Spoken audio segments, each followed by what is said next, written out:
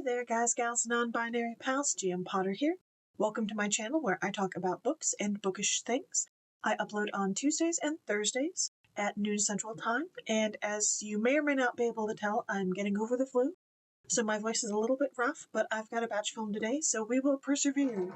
Today's book is Magic and Romance #1, The Entanglement of Rival Wizards by Sara Raasch. Let's get into it.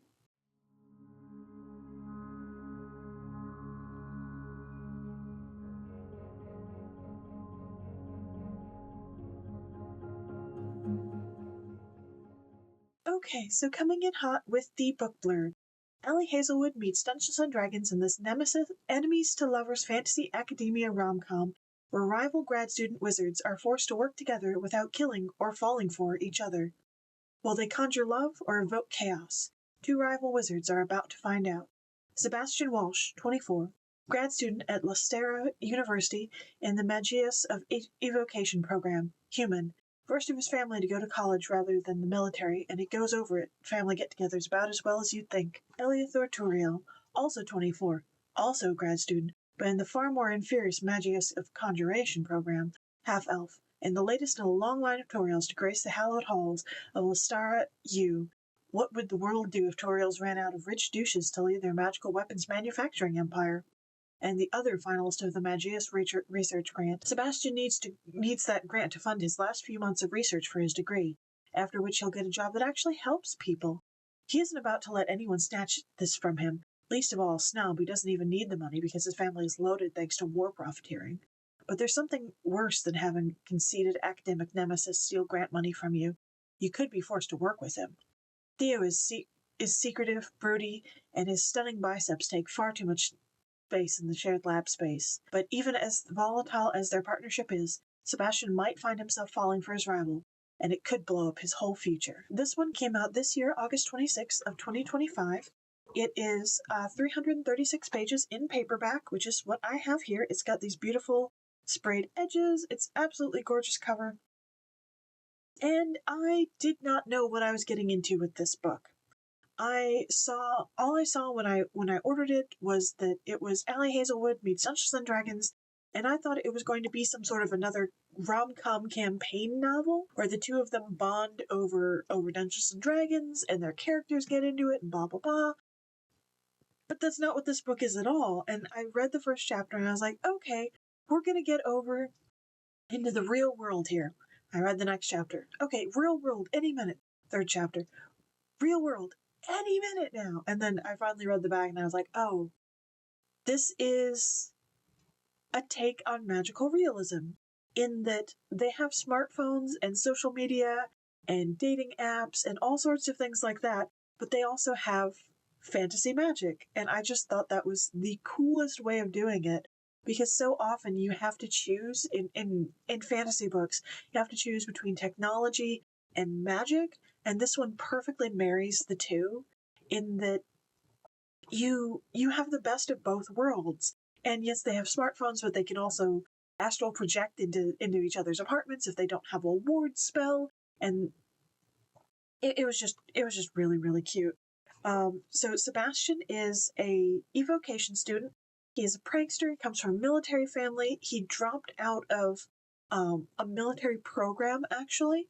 That his father is now heading up that military program, and he dropped out over some major trauma that I can't get into without spoiling vast sections of the book. But the book actually starts out with him pranking Eleathor, and by breaking into the lab and breaking his ward spells of protection and animating not a corpse but like a skeleton. And Eleathor apparently has had a thing for him for a while now, and he likes his spunkiness.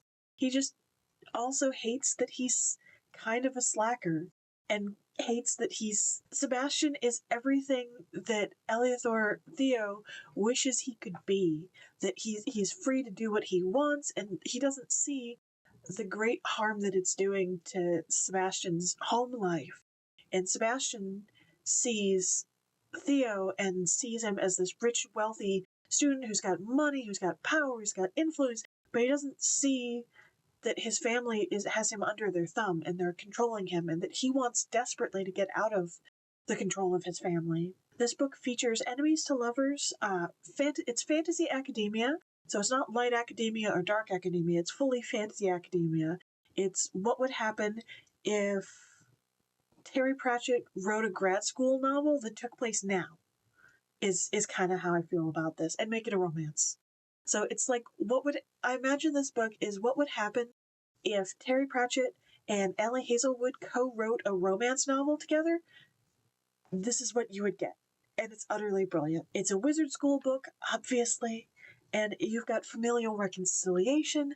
My favorite character in this was actually one of the side characters, Auroch. He's Sebastian Walsh's best friend from the military camp. They actually bonded through quite horrific experiences and both dropped out. And he's so, as a result of that, they're so protective of each other. But Auroch, being physically larger, because I want to say he's an orc, it's just, he takes care of him. And the scene where Sebastian tells Theo what happened at Cat Mirathel is just heartbreaking. I started tearing up when I was reading that. And then the reconciliation between Sebastian and his family over him leaving the military was just beautiful. The ending was so good. I can't get into any more than that, but the ending was so good, and there's familial reconciliation, and it has a happily ever after, and it's just, this book was absolutely brilliant. I went into it with completely the wrong expectation and was pleasantly surprised. So, for the spice scale, this one is a 3 out of 5 chili peppers. It is spicy, but it's not so spicy that you need a glass of milk to go with it. As for overall, I would say this one is 5 of 5 stars. Have you read any Sara Raasch? I have her 2 other books, Nightmare Before Christmas and Go Luck Yourself. I believe those are both hers, that I'm planning on reading in December and March. Let me know if they're as good as this one, if you've read them. I'd love to hear your thoughts. What have you read that just blew you away in the best possible way? I'd love to hear your happy reading stories. Don't forget to like, share, and subscribe, and I'll see you in the next one. Bye!